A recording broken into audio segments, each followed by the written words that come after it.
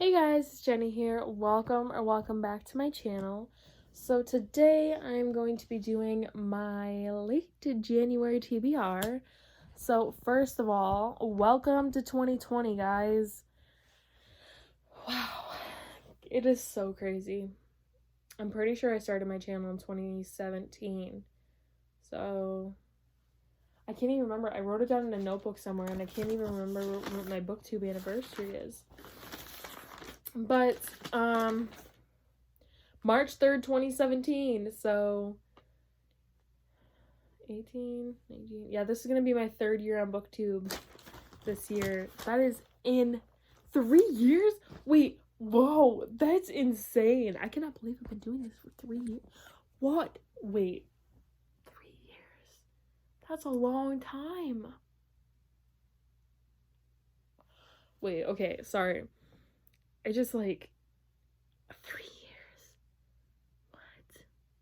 3 years? Wait, that's a long time. Really, though? Okay, sorry, I'll shut up. So yeah, January TBR today. Oh, man.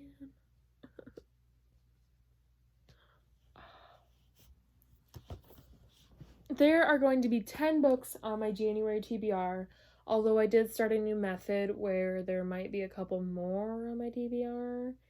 Just depends on how I'm feeling. I'm so tired. So I have 9 of the books here and 1 I have not gotten in the mail yet, but I really needed to get this video up. So the first book that is not, I don't have it yet, but it's coming in the mail. It'll be here like Thursday or something, is Come Tumbling Down by Shauna McGuire. It is going to be book 4 in the Wayward Children series. And that is, it's basically about this woman named Eleanor West who houses a home for these children who go through these doorways and are transported into these magical realms. Each children has a different door. Almost all children have a different door. And yeah, each world is different, and if a child comes back from their world, they have a hard time coping with the real world. So Eleanor West started this home for these children to help them cope with being back. And it basically follows her and all of these children talking about where they came from, where their doorway took them. The first book is Every Heart a Doorway. Second book is Down Among the Sticks and Bones. Third book is Beneath the Sugar Sky. Oh, wait, no. Wait, Come Tumbling Down is the 5th book. In an Absent Dream is the 4th book. So, yeah. Come Tumbling Down is the 5th book in the series. My bad. So, yeah. That is on my TBR. It's going to be coming in a couple days. I am not going to have any problem with that book. It's literally going to be like this small. They're all very short, very easy to read. And they're great. So, now that that's out of the way, let's get into the TBR. I have only 2 rereads. And then I have 2 series to finish. And I'm sad that they're ending. But I gotta get through them because I need to know what happened. And I just need closure. So we're just going to start in this order since you can already see this book. And that is Serpent and Dove by Shelby Mahurin. This is about a witch hunter in a witch bound in holy matrimony. And there was only one way such a story could end. A stake and a match. Woo-hoo. And I've heard so much hype about this thick book on BookTube. It kind of took me by surprise. I went from hearing absolutely nothing about this book when it released to 2 weeks after its release. Booktubers everywhere were reading it and loving it. So now is my time. Oh my god, Sarah J. Maas blurbed this. A brilliant debut full of everything I love. Wait, okay. brilliant debut, full of everything I love, sparkling and fully realized heroine, an intricate and deadly system of magic, and a searing romance that kept me reading long into the night. Serpent and Dove is an absolute gem of a book. Queen Sarah blurbed this. Ooh. So yeah, so this is on my January TBR. I keep stalling and reading that because it intimidates me because it's so big. Next book is a book that I honestly don't think I've ever put in a TBR before. But it's a very well-loved book, and the fandom around it is pretty huge. So, it's A Darkest Shade of Magic by V.E. Schwab. I've only read... What's that book called?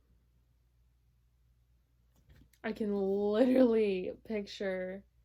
This Savage Song. That's what it's called, yeah. I've only read that one. I have not even read the sequel to that one. And I don't even know what this is about. I'm pretty sure it's like you can travel into multiple Londons. There's like a gray one and a red one and a white one.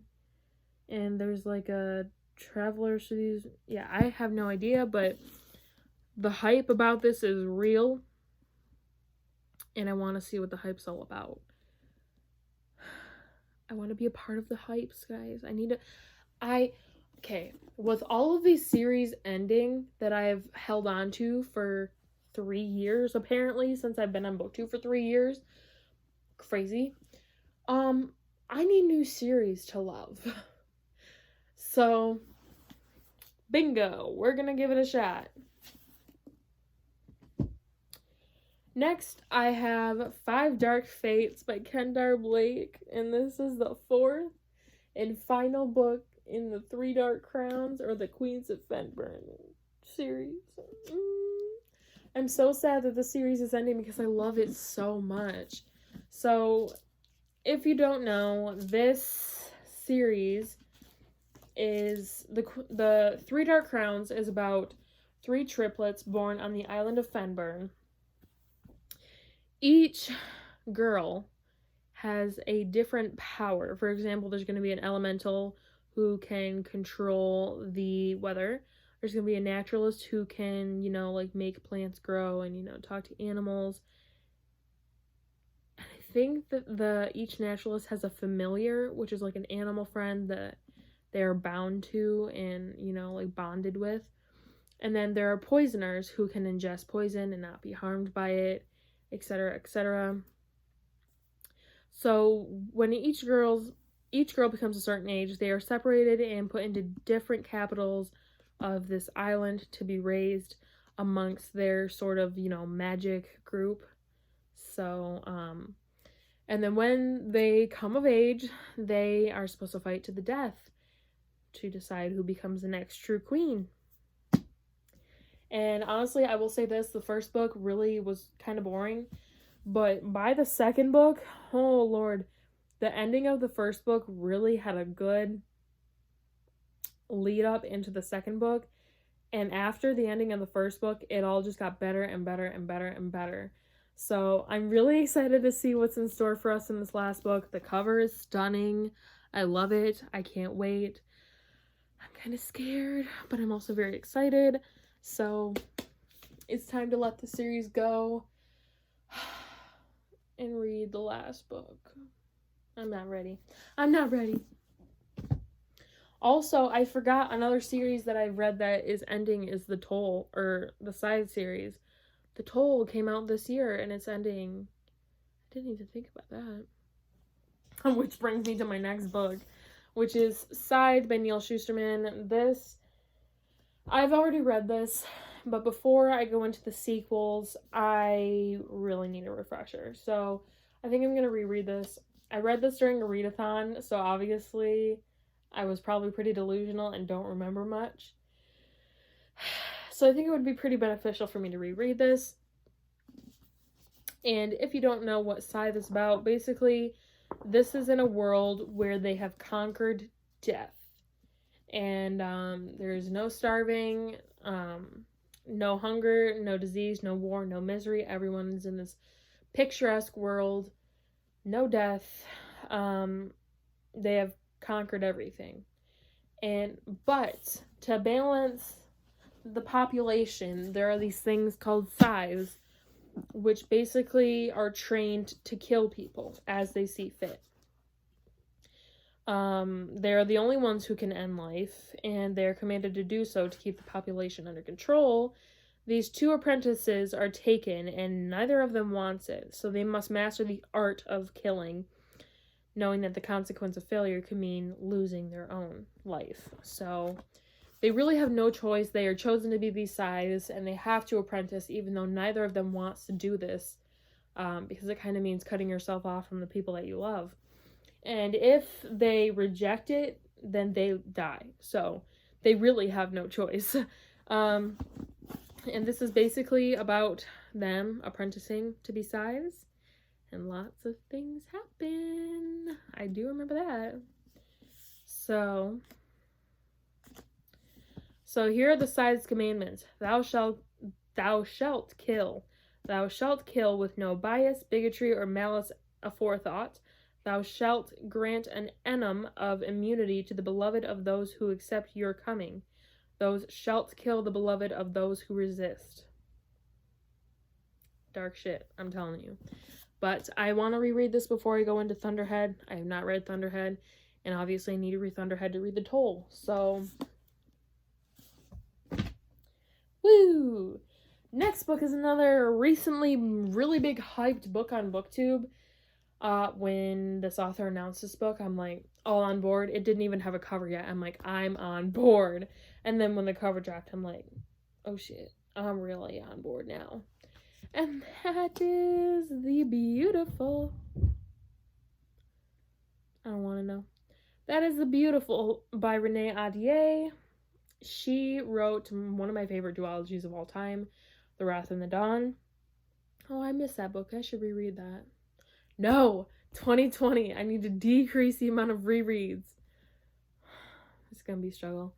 So all I know about The Beautiful, is that it's got a beautiful map. All I know about can y'all see that? It's like a lion. Ooh, that's cool.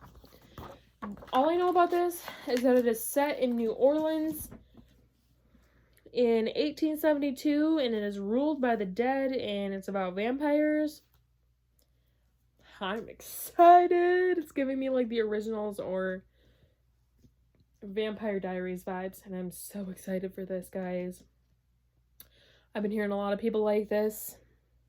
I think this is going to be a good one because I actually DNF'd her second series, Flame in the Mist. I loved Wrath in the Dawn, but I tried to read Flame in the Mist. I was so excited for it. I DNF'd it.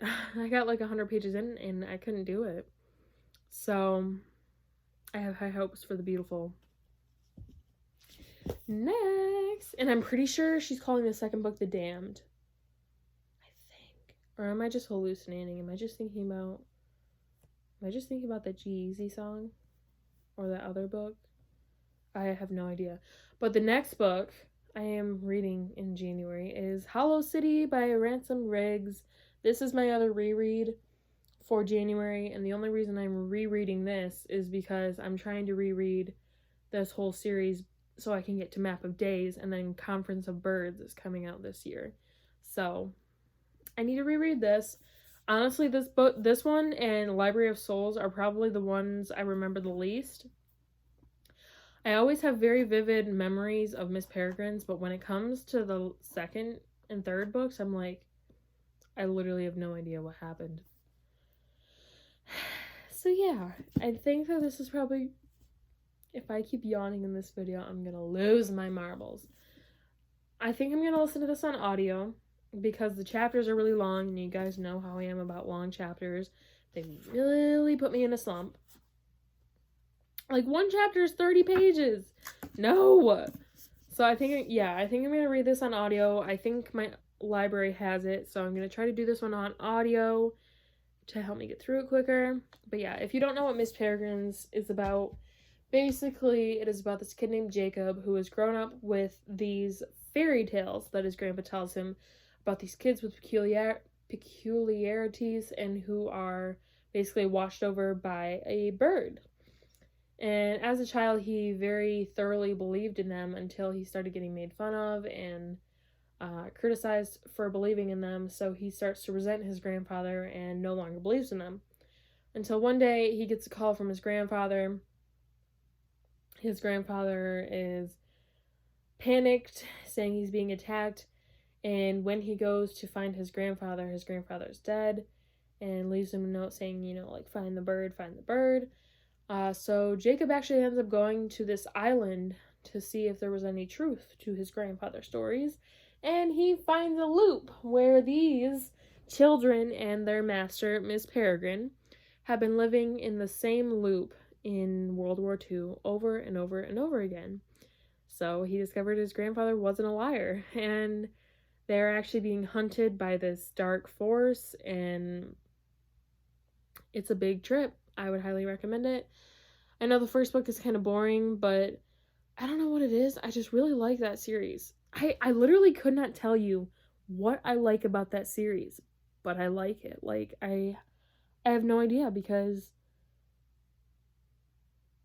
I don't know. Let's move on to the next book. Next book is another book that really intimidates me, but it's also been very mixed reviews on book 2. A lot of people love it. A lot of people hate it. It's either like you love it or you hate it. And that is Ninth House by Leigh Bardugo.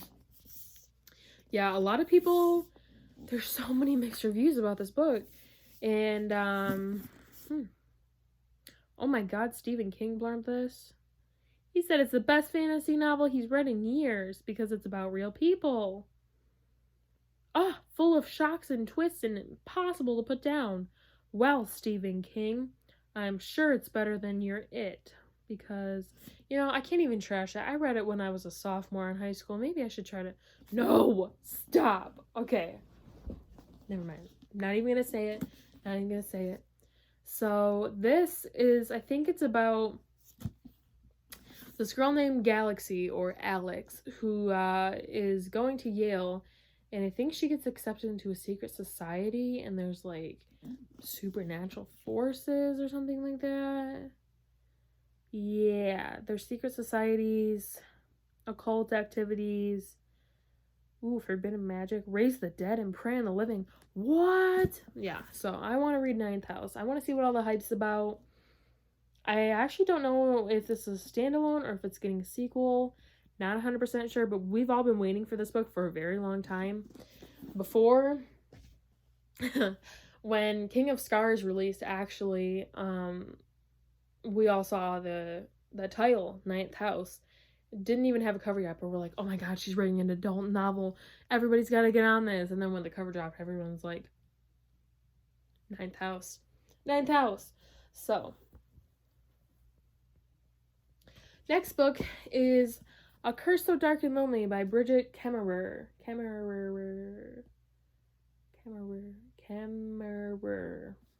This is Beauty and the Beast retelling, and the Beauty has cerebral palsy. Her father's gone, her mother's dying, her brother is constantly underestimating her because of her cerebral palsy. She tries to save a stranger on the streets of Washington, D.C. This prince is cursed, blah, blah, blah, blah, blah. So, yeah, it's literally just Beauty and the Beast, except for there is, disability rep in this. So, I'm pretty excited to read this. Again, this is another book that is very love or hate. So, need to get on this. Next, and finally, we have Capturing the Devil by Kerri Maniscalco. Guys, I waited so long to read this book, and now that I finally have it, I'm stalling because I really don't want the series to end either. This is book 4 in the Stalking Jack the Ripper series, and if you don't know what that's about, basically it's about this girl named Audrey Rose, who in the 1830s, I think. Let's see what year this takes place in, because I know it's not too far Yeah, like 1850s or something like that. Or no, it can't be 50. 1880s, whatever. Um, Audrey Rose is apprenticing with her uncle and a forensic scientist. They do autopsies, they go to crimes, and yada yada yada, all of which is very frowned upon in Victorian society. So she likes to act like a lady, but she also gets her hands dirty, and she likes to, dig inside the corpses. So she's kind of frowned upon in society, and she gets tasked in the first book with solving the Jack the Ripper murder case. And honestly, it's so gruesome, but it is so good. And I just love this series. It's so the romance in it is really cute. It's so tame. And but in a good way. Usually I'm like Sarah J. Maas level romance, but this is like a new kind of good romance because they're so tame, but at the same time they're so adorable, and it's angsty and it's adorable, and I love the mystery aspect. So this is the fourth and final book, and I'm not ready for the series to end. Also, I don't know what she has planned for this book because this one is so much bigger than the other ones. And also, it's the last book. So, yes, that concludes my January TBR. Let me know in the comments down below if you plan to read any of these books or if you have read any of these books, and let me know what you thought of them. So, yeah, thank you guys for watching. I hope you enjoyed. I will see you next time for a new video. Wow, this headache is really making me mess up all kinds of things today. But regardless, thank you for watching. I will see you next time.